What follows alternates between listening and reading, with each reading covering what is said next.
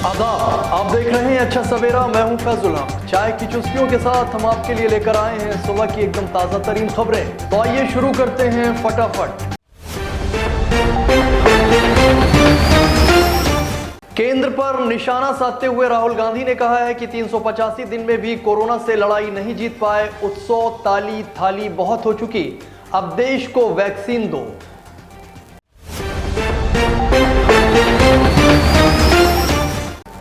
दिल्ली के मुख्यमंत्री अरविंद केजरीवाल ने राज्य में बढ़ रहे कोरोना संक्रमण के मामलों को देखते हुए कोविड-19 की स्थिति पर समीक्षा बैठक की। इस दौरान उन्होंने निर्देश दिए कि अस्पतालों में बेड की संख्या बढ़ाई जाए। साथ ही बैठक में यह भी निर्णय लिया गया कि एक बार फिर से कई सरकारी और निजी अस्पतालों को पूरी तरह से कोविड अस्पताल में तब्दील कर दिया जाए।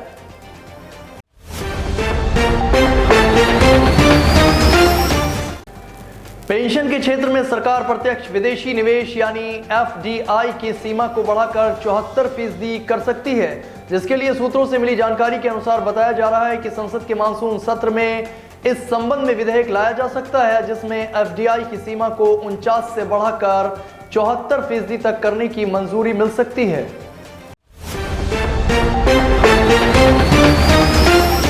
राज्यसभा के उपसभापति हरिवंश नारायण सिंह ने दिल्ली के एम्स अस्पताल में कोरोना वैक्सीन की दूसरी खुराक ली है। हरिवंश नारायण सिंह ने 11 मार्च को पहली खुराक ली थी, जिसके बाद उन्हें दूसरी डोज लेकर टीकाकरण के अभियान में अपना सहयोग देते हुए आम लोगों से भी टीका लगवाने की अपील की है।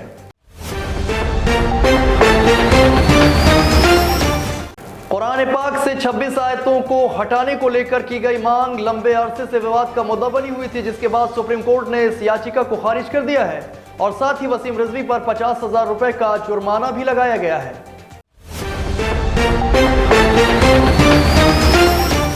सीआरपीएफ के महानिदेशक कुलदीप सिंह ने कहा है कि सीआरपीएफ को उत्तरदायित्व किया गया है कि संयुक्त सीआरपीएफ की टीम पर्वतारोहण करेगी।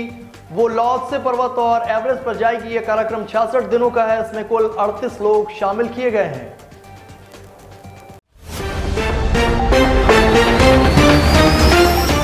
वाराणसी में कोरोना के बढ़ते मामलों के बीच बीएचयू ने सर सुंदरलाल अस्पताल की ओपीडी बंद करने का निर्णय लिया है। फिलहाल इमरजेंसी सेवा समान दिनों तक चलती रहेगी। यहां निर्धारित समय पर डॉक्टरों से मरीज परामर्श ले सकेंगे और सुविधा के लिए टेलीमेडिसिन के माध्यम से मरीजों को परामर्श दिया जाएगा।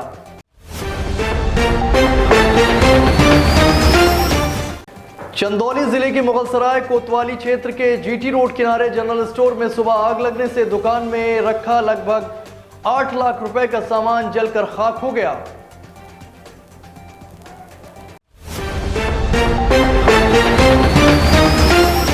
छत्तीसगढ़ के मुख्यमंत्री भूपेश बघेल ने नक्सलियों के कब्जे से कोबरा जवान को छुड़ाने में शामिल रहे प्रतिनिधिमंडल को सम्मानित किया है। उन्होंने कहा, इसमें हमारे नक्सल जीजी, सीआरपीएफ के DG, Bastar IG, Bijapur SP, ASDO और पत्रकारों की विशेष भूमिका रही है। इसकी जितनी प्रशंसा की जाए कम है।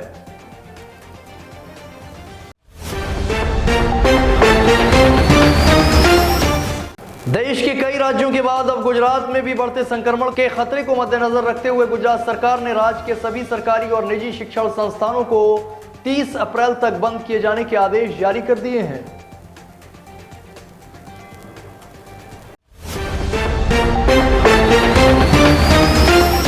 महाराष्ट्र के मंत्री असलम शेख ने कहा है कि सरकार आने वाले 2-3 दिन में बड़ा फैसला ले सकती है। ये चेन तोड़ने के लिए एक ही रास्ता है कि सरकार लॉकडाउन जैसी स्थिति लाए। केंद्र सरकार के प्रबंधन पर प्रश्न उठाता हूं कि अगर महाराष्ट्र में सबसे ज्यादा मामले हैं तो सबसे कम वैक्सीन क्यों दी जा रही है।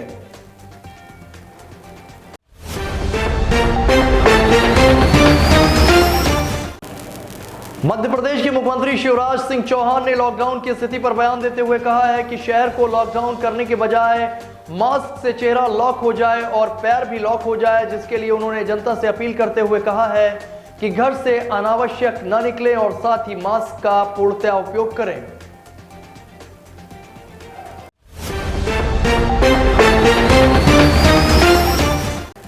पश्चिम बंगाल के धूपगुड़ी में गृह मंत्री ने कहा है कि 4 चरण के चुनावों में भारतीय जनता पार्टी 92 से ज्यादा सीटों पर आगे है। दीदी अपने भाषण में बंगाल से ज्यादा मेरा नाम बोलती हैं। जितनी गालियां मुझे देती हैं उसका कोई हिसाब नहीं। दीदी अगर आप लोगों को न उकसाती तो 4 युवाओं की मौत न होती।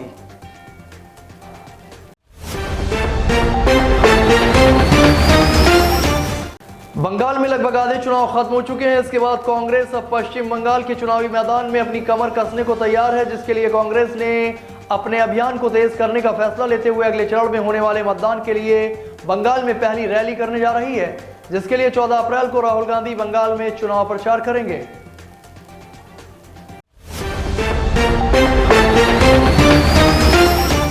पंजाब के मुख्यमंत्री अमरिंदर सिंह ने अपनी कोविड-19 वैक्सीन की दूसरी खुराक ले ली है।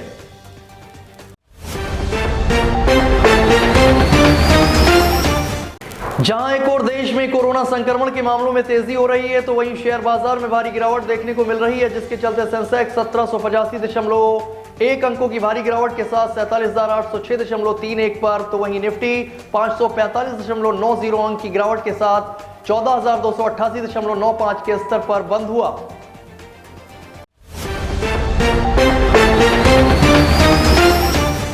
कोरोना संक्रमण की दूसरी लहर का प्रकोप व्यापार पर भी नजर आने लगा है, जिसके चलते आंशिक और साप्ताहिक लॉकडाउन के साथ साथ नाइट कर्फ्यू की वजह से सेवा क्षेत्र से जुड़े पर्यटन, होटल, रेस्तरां और रिटेल सेक्टर के कारोबार में लगभग 20% गिरावट की आशंका जाहिर की गई है, जिसके लिए कहा गया है कि आंशिक लॉकडाउन और नाइट कर्फ्यू से श्रमिकों की आवाजाही प्रभावित होगी, जिससे औद्योगिक उत्पादन पर भी असर पड़ता हुआ दिखाई दे रहा है।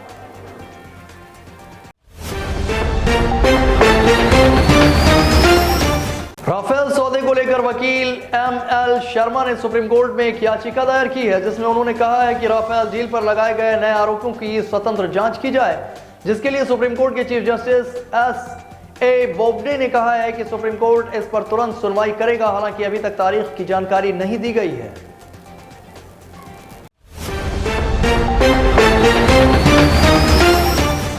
फ्लिपकार्ट ने अपनी लॉजिस्टिक्स